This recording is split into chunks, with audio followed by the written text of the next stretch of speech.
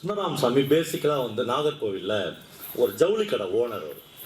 இங்கே நம்ம ஊரில் பூம்புகார் துணியகம் இருக்கிற மாதிரி அங்கே வந்து சுதர்சன் ஜவுளி கடைன்னு ஒரு பெரிய ஜவுளி இன்னைக்கு இருக்கு. அந்த ஜவுளி கடையினுடைய ஓனர் தான் அவர்.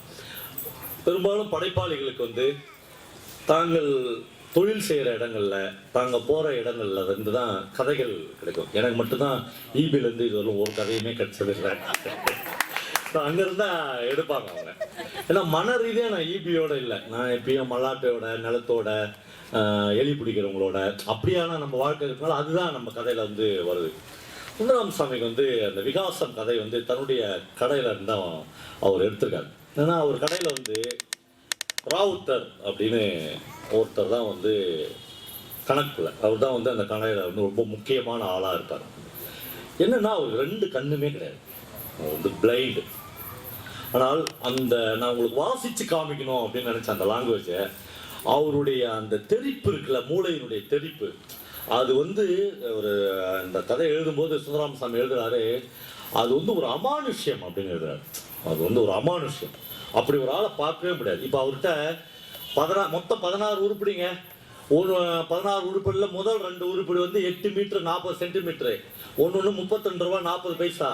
7வது உருப்படிக்கு பாருங்க, அது வந்து 28 ரூபா 35 பைசா. அப்படியே கடை கடைன்னு நீங்கள் சொல்ல போறீங்கன்னு வச்சுங்களேன். மொத்தமாக ஒரு 848 ரூபா 50 பைசா அப்படின்றார் நீங்கள் சொல்லி முடிக்கிறதுக்குள்ள. இப்போ இந்த கதையை எழுதுகிற ஆளுக்கு தோணும், நாம் வந்து இது ஒரு கரும் பலகையில் எழுதி டோட்டல் போட்டால் கூட 1/2 மணி நேரம் ஆகும்.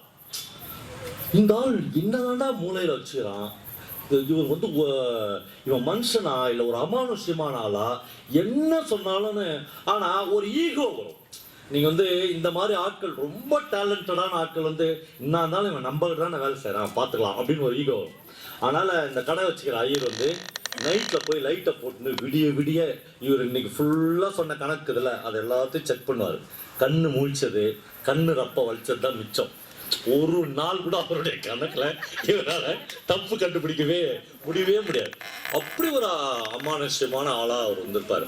ஆனால் அந்த ஈகோ வந்து இவருக்குள்ள வளர்ந்துக்கினே இருக்கும். அவர் அடிக்கடி அவரை பார்த்து சொல்லுவார், ராவுத்ர இந்த கொட்டத்தை அடக்கிறது கடவுள் இன்னைக்குலாம் ஒரு நாளைக்கு எனக்கு அருள் புரிவாங்க, நீ ஒன்றா பாரு அப்படின்லாம் சொல்லுவார். ஒரு நாள் வந்து கரோ முரோன்னு பாய் வீட்டு அம்மாங்கெல்லாம் வந்து இவங்க வீட்டு முன்னாடி ஒரு வண்டியில் இறங்குவாங்க. ஐயர் ரொம்ப பயந்துருவார். என்ன ஆச்சுன்னு பார்த்தா வீட்டை ஜப்தி பண்ணுறாங்க. அமீனா வந்து பாத்திரத்தெல்லாம் எடுத்து வெளியில் போடுறானேன்னு உடனே இவர் வந்து அப்படியே தலையிலே அடிச்சுப்பார். ராவுத்தர் சொல்லுவார், ஐயோ கடவுளே 5000 ரூபாய்க்கு நான் என்ன பண்ணுறது, வண்டியோடு எப்படி கட்டுறதுன்னு. 2 பேரும் ஒரு குதிரை வண்டி பிடிச்சி வக்கீலை பார்க்க போவாங்க. போனவுடனே அடுத்த நாள் வந்து ராவுத்தர் வந்து கடைக்கு வர மாட்டார். கடையில் வேலை செய்கிற ஒரு பையன் வந்து சொல்லுவாங்க, அவர் செட்டையார் கடையில் கணக்கு எழுதுறாருங்க அப்படின்னும். இவருக்கு அப்படியே இடி தூக்கி மேலே போட்ட மாதிரி ஆகிடும். அட பாவி, நான் தானே போய் 5000 ரூபா வக்கீல்கிட்ட கொடுத்துட்டு வந்தேன். சார் ஐயரை, அவர் வந்து ஆள் பயங்கர டேலண்டடான ஆள் தான், கணக்கில் புலி தான், ஆனால் ஆள் நல்ல ஆள் கிடையாதுங்க அப்படின்னு அவன் சொல்லுவான். சொன்னோன்னே நான் என் சைக்கிளில் போய் தூக்கின்னு வந்துடுறான் அப்படின்னு போயிடுவார். ஒரு 15 நிமிஷத்தில் பாயை உட்கார வச்சு கண் தெரியாத அந்த பாயை அவன் கூட்டின்னு வந்துடுவான். கரெக்டாக வந்து அவர் கல்லாவுக்கு முன்னாடி நிற்பார். எங்கே பாய் போயிருந்தீங்க? ஒன்று ஏமாந்துட்டேன், மோசம் போயிட்டேன், என்னை மன்னிச்சிருங்க, செட்டியார் வந்து என்னை ஏமாற்றிட்டான், நான் உனக்கு நீ வந்து என் கடையிலுக்கு வேலைக்கு வா, நான் அந்த பணத்தை கட்டுறேன், நான் அதை நம்பிட்டெல்லாம் இவர் சொல்லுவார். உடனே ஐயர் சொல்லுவார், இந்த கொட்டத்தை அடக்கிறதுக்கு கடவுள் என்றைக்கெல்லாம் ஒரு நாளைக்கு எனக்கும் கருணை காட்டுவாயா அப்படின்லாம் சொல்லுவார். உடனே இல்லை என்ன அப்படிலாம் நினைக்காதீங்க. அப்படியே கடையில் பயங்கர டேலண்டடான போயினேப்பார். கடவுள் ஒரு நாள் அந்த ஐயருக்கு கருணை காட்டுவார். அவர் வந்து பாம்பேக்கு போயிட்டு வர்றார். போயிட்டு பர்ச்சேஸ் முடிஞ்சு காலையில் 5 மணி ட்ரெயினுக்கு வந்து நாகர்கோவிலில் இறங்குவார். இறங்கினோடனே வீட்டில் போய் ஒய்ஃபு பையன் எல்லாரும் எழுப்புவார். எழுந்து சொல்கிறேன்னா இல்லையாங்க, என்ன சொன்னீங்க அப்படின்னு நான் ஒய்ஃப் கேட்பார். நம்ம ராவுத்தர் கொழுப்பை அடக்கிறதுக்கு கடவுள் எனக்கு கருணை காட்டுவான்னு சொன்னா இல்லையா? ஆமாம் சொன்னீங்க. பாம்பேலேருந்து வந்தவுடனே பாம்பேலே கருணை காட்டிட்டான் அப்படின்வார். என்னங்க சொல்கிறீங்கன்னு உடனே அவர் வந்து பேக் எடுத்து அப்படியே ஒரு குழந்தைய தொடுறதை விட மென்மையாக தொட்டு ஒரு சின்ன மிஷின் எடுப்பார். அது இவ்வளோ பெருசு இருக்காங்க மிஷின். எடுத்தோடனே அவர் சொல்லுவார், ஒரு புடவை 88 ரூபா, 4 புடவை என்ன விலை அப்படின்னு ஒய்ஃபை கேட்பார். ஒய்ஃப் சொல்லா, நமக்கு என்னங்க தெரியும், ராவுத்தர் தானே தெரியும் அப்படின்வா. அதில் அவர் 88x4 அப்படின்னு அடிச்சு 440 ரூபா அப்படின்னு சொல்லுவார். உடனே அந்த அம்மா அப்பாவியாக கேட்கும், ராவுத்தர் மூளை அந்த மிஷினில் யாருங்க அடைச்சாங்க கேட்டோம்ல. அந்த ஆள் பேச்சை ஏண்டி எடுக்கிறேன், அவனுக்காக தான் நான் மிஷினே வாங்கி வந்தேன். ரொம்ப லாபமா சுந்தரராம சாமி ஒரு இடத்துல சொல்லுவாரு, ராவுத்தருடைய மொத்த படிப்பு எவ்வளவு தெரியுங்களா, 3ஆம் கிளாஸ். அவர் சொல்லாரு, எங்க கடையை கூட்டி தண்ணி எடுத்துன்னு வந்து வச்சுட்டு வெளியே ஒரு கோலம் போட்டு போற கோமதி இருக்கால, ஒரு சின்ன குழந்தை இருப்பான், அந்த பொண்ணை விட 2 வகுப்பு கம்மி. அவன் 5வது படிச்சிருப்பான். ஆனா ராவுத்தர் வந்து 3ஆம் கிளாஸ் தான். ஆனா தலைவருக்கு தெரியாத கணக்கு இங்கதான் ஒருத்தர் கண்டுபிடிக்கணும். இவருக்கே பயங்கர ஆச்சரியமா இருக்கும். இப்ப கதை எங்க இருந்து ஆரம்பிக்குதுன்னா, இப்ப சொல்றேன், ரொம்ப சுவாரஸ்யமான ஒரு இடத்துல இந்த கதை வந்து போகும். அவரு சொல்லுவாரு, இந்த ராவுத்தர் கொட்டத்தை அடக்குறது கடவுள் ஒன்று கண்டுபிடிச்சான்னு சொன்னல, கண்டுபிடிச்சான். இந்த கணக்கு ஃபுல்லாக போனால் அவன் பொண்டாட்டி கேப்பா, ராவுத்தர் மூளையை கடவுள் இதுக்குள்ளே வச்சுட்டான், வாயை மூடி நிறுறி அப்படி, இனிமேல் அவன் கொட்டெல்லாம் பள்ளிக்காதுங்க. இதுக்கு முன்னாடியே என்ன நடக்குன்னா, ராவுத்தர் வந்து ஒரு நாள் என்ன பண்ணுவார், ரம்ஜானுக்கு கிட்டத்தட்ட ஒரு 4000-5000 ரூபாய்க்கு ட்ரெஸ் எடுத்து கல்லாவுக்கிட்ட வச்சுருவார். யாரையும் கேட்க மாட்டார், அவரே எடுத்து வைப்பார். வச்சோடனே இந்த ஈகோ வேலை பார்த்துனே இருக்குல்ல முதலாளிக்கும் தொழிலாளிக்கும், உடனே அவர் கேட்பார், இது என்ன ட்ரெஸ்ஸு, நாளைக்கு ரம்ஜானுங்க, பிள்ளைங்களுக்கு எல்லாம் ட்ரெஸ்ஸு, நம்ம கடையில் பைத்து எழுதிங்க, அப்புறம் ஒரு நாளாக நம்ம சம்பளத்தில் கழிச்சிங்க.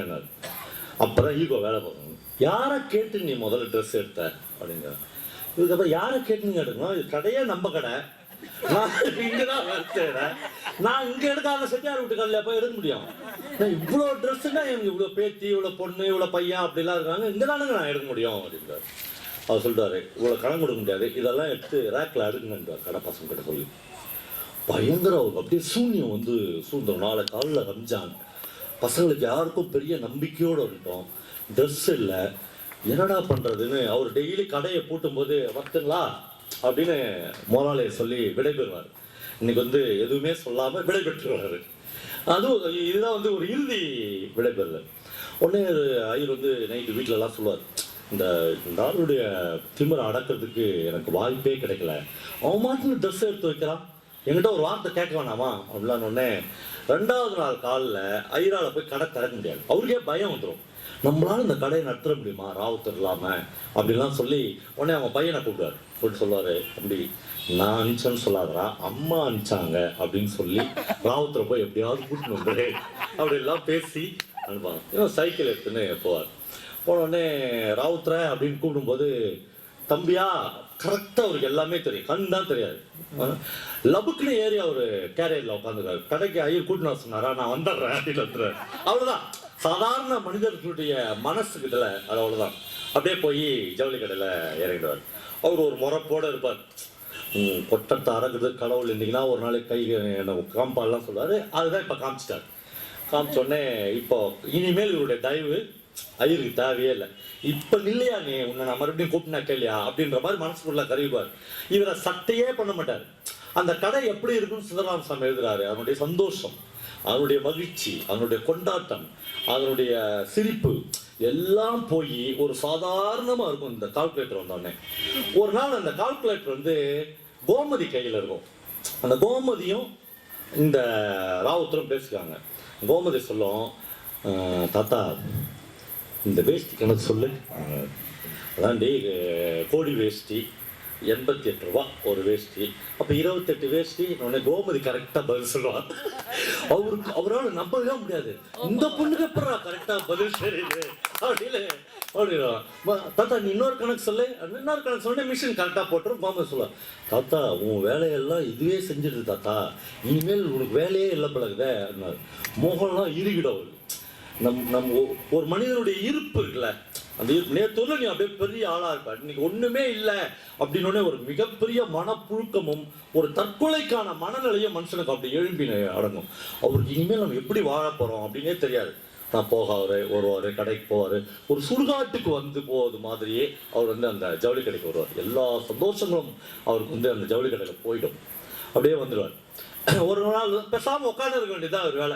ஐயர் அவரை கண்டுக்கவே மாட்டார். நீ இருந்தா எனக்குன்னா, நீ இல்லைன்னா எனக்குன்னா, எனக்கு கால்குலேட்டர் இருக்குது போயா அப்படின்னு விட்டுருவார். ஒரு நாள் வியாபாரம் நடக்கும். பாப்ளின் வந்து 15 ரூபா 10 பைசா ஒரு மீட்டர் அப்படின்னு போட்டு 20 மீட்டர் வந்து ஒருத்தருக்கு ட்ரெஸ் வாங்குவாங்க. அவனோட 15 ரூபா 10 பைசா 20 மீட்டர். என்னோட டக்குன்னு ஒருத்தர் அப்படியே பதில் சொல்லுவார் கால்குலேட்டர் போட்டு, நிறுத்து அப்படின்வாரு ராவுத்தர். வாய் திறப்பார். எல்லாரும் அவரை பார்ப்பாங்க. ஐயருக்கு எல்லாம் இருப்பார். நிறுத்துனா பண்ணாரு. பாப்ளின்னு 15 ரூபா 10 பைசாவா, இது எடுத்து பாருங்க, ஸ்லிப் எடுத்து பாருங்க அப்படின்னாரு. ஸ்லிப் எடுத்து பார்க்குறதுன்னா பயங்கர இலக்கா இருக்கும்.